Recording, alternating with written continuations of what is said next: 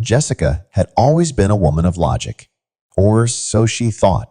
6 years of marriage to Paul, a successful businessman, had settled her into a life of comfort and routine. Their large apartment in the city was tastefully decorated. Their weekends were filled with brunches and curated art gallery visits, and their vacations were always an adventure to remember. Nevertheless, a feeling of emptiness nestled in the pit of her stomach. Welcome to the Stories Unheard channel. Please take a moment to hit the like button and subscribe to our channel. Enjoy the story.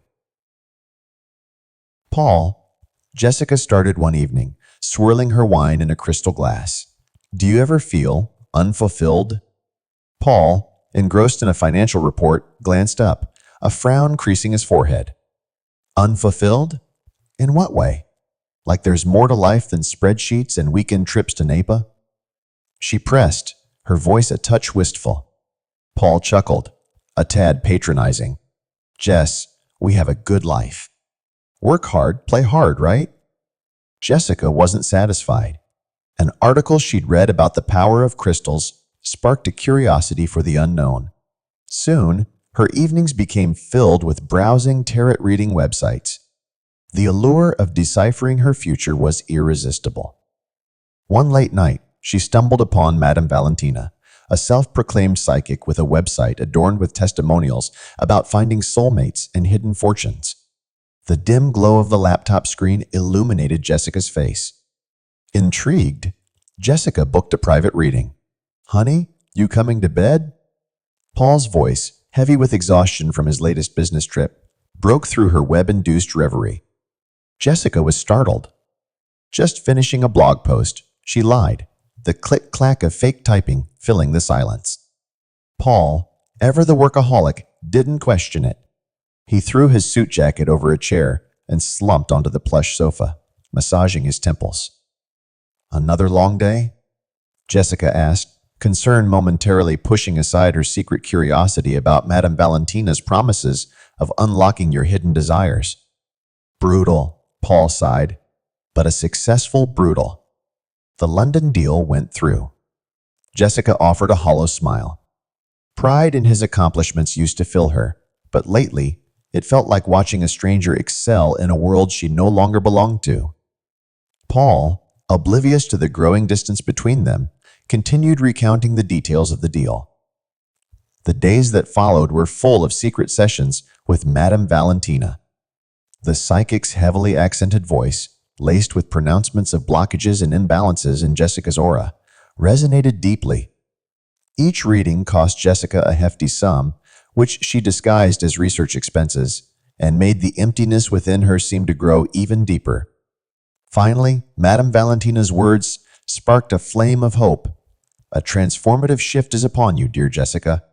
A tall, dark stranger waits to ignite your passion. The prophecy ignited a spark in Jessica's soul. The skepticism she once held was replaced by a desperate yearning for something more. Driven by the psychic's words, she started attending soulmate seminars advertised on Madame Valentina's website. Amidst the dimmed lights and incense smoke, she met a man named Daniel. He was everything Madame Valentina had promised, tall, dark, and charismatic. His words dripped with charm, his attention intoxicating. Jessica, blinded by both the pronouncements of the psychic and Daniel's seductive words, plunged headfirst into an affair. Stolen lunches, late-night texts, and clandestine meetings with Daniel became her new reality. The guilt gnawed at her, but the thrill of the forbidden, the feeling of being truly seen, kept her going. Paul's first clue that something was amiss came in the form of a notification on his phone. A hefty charge for Madame Valentina's advanced chakra alignment session appeared on his joint bank account with Jessica. Paul, usually not one to scrutinize the details, raised an eyebrow. Advanced chakra alignment? Is that for your new article? His voice was a mixture of amusement and confusion. Jessica's heart lurched. Panic surged through her. Denying the psychic sessions was one thing, but hiding her affair was another story altogether. Her mind raced, desperately searching for an excuse. It's research for a character in my new novel, she stammered, her voice unconvincing even to her own ears. Paul, a man of logic and reason, wasn't buying it. The doubt in his eyes sent a shiver down Jessica's spine. The lie, a flimsy dam holding back a torrent of secrets, began to crumble. Over the next few days, Jessica's carefully constructed world began to unravel. Paul, his suspicions awakened, started noticing her late nights and increasingly distracted demeanor. He confided in a friend, Mark, a former cop with a knack for sniffing out trouble. Mark suggested hiring a private investigator. The decision felt like a punch in the gut, but Paul, his trust fractured, couldn't stay ignorant. The investigator's report was a bombshell. Not only was Jessica having an affair, but the man she was seeing, Daniel, was linked to a string of similar relationships with other affluent women, all lured by the promises of soulmates and cosmic connections made by the enigmatic Madame Valentina. Confrontation was inevitable. Jessica, cornered and afraid, tried to explain away the psychic sessions, desperately clinging to the lie, unable to face the truth of her infidelity. Paul, his voice devoid of anger, but thick with disappointment, revealed the investigator's findings. "It wasn't about chakras, was it, Jessica?" he said, his voice low. "It was about someone else." Tears welled up in Jessica's eyes, but they weren't tears of remorse. They were tears of anger directed not at herself, but at Paul, who hadn't understood her spiritual awakening. Jessica seethed, "How could you be so blind to my dissatisfaction?" Paul's face contorted in a mix of sadness and irritation. "Dissatisfaction? We built a beautiful life together, Jessica. But if that wasn't enough for you, you could have talked to me. You didn't have to resort to this charade." "Charade?" she scoffed. "This was real, Paul. Daniel saw me. He understood me in a way you never did." The accusations hung heavy in the air, stinging Paul like a physical blow.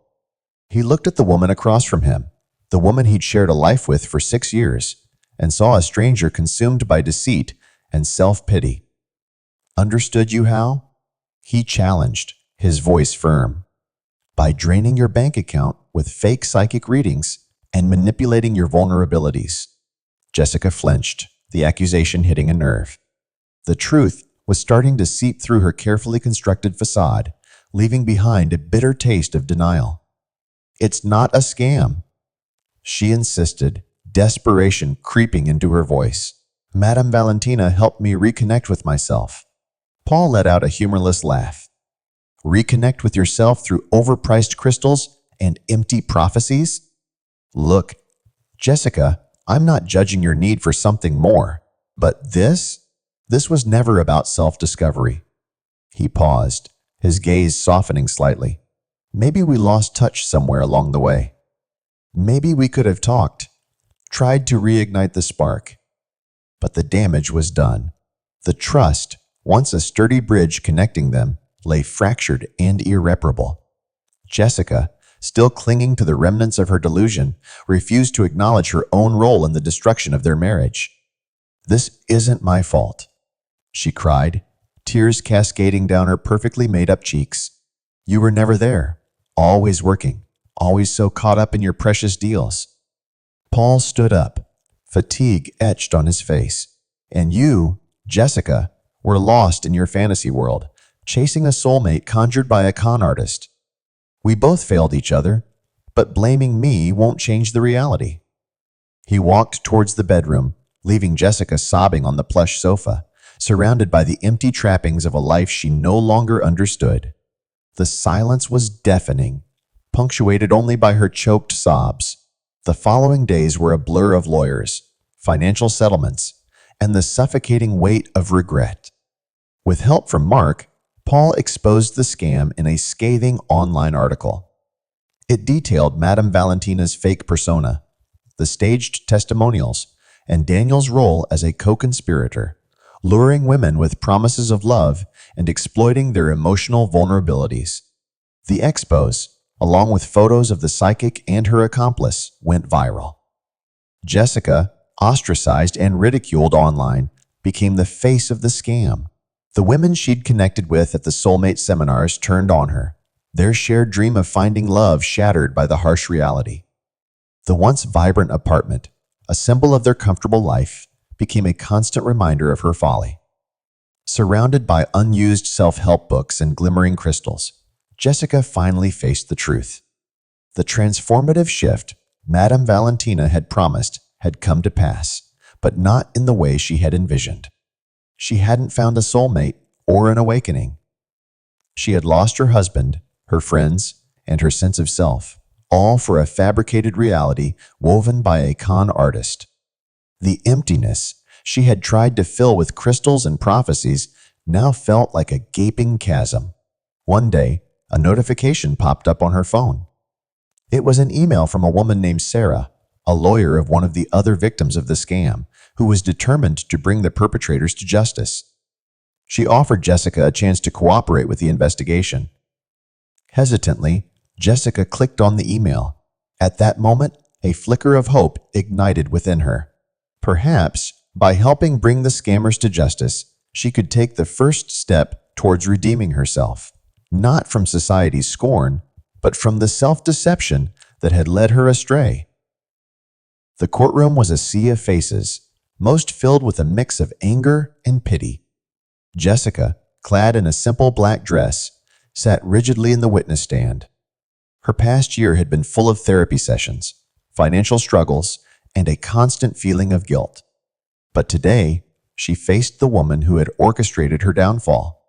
Madame Valentina, a portly woman with a thick layer of makeup, couldn't hide the nervous twitch in her eye. As Jessica recounted her story, a hush fell over the courtroom. Shame burned in her cheeks as she detailed her vulnerability, her desperation, and her ultimate betrayal. There were gasps from the audience when she revealed the exorbitant sums she had spent on phony readings and overpriced crystals. During cross-examination, the defense attorney tried to paint Jessica as a lonely housewife, desperate for attention and easily manipulated. Jessica, however, held firm. "I was searching for meaning," she admitted, "but I was looking in the wrong places. These people preyed on my vulnerabilities, and I let them." Her vulnerability, however, also turned out to be her weapon. Several other women, emboldened by Jessica's testimony, came forward to share their own stories. In the end, Madame Valentina and Daniel were found guilty of fraud and emotional manipulation. Life post-court case was far from easy, but the media narrative had shifted, and Jessica was no longer just the scorned wife, but a cautionary tale and a symbol of resilience. She moved into a smaller apartment, took a job at a local bookstore, and joined a support group for women in a similar situation. She even tried reaching out to Paul a couple of times, hoping that he could find it in himself to give her another chance. But Paul was a proud man who couldn't see a future with a woman who betrayed him, and not even of her own accord, but by being gullible enough to fall for the psychic scam. What do you guys think? What would you do if you were in Paul's place? Would you be able to forgive? Do you think Jessica was really the victim here? Or do you think she simply used the situation as an excuse to do something she always wanted? Let's discuss it in the comments. And please don't forget to like this video and subscribe to our channel.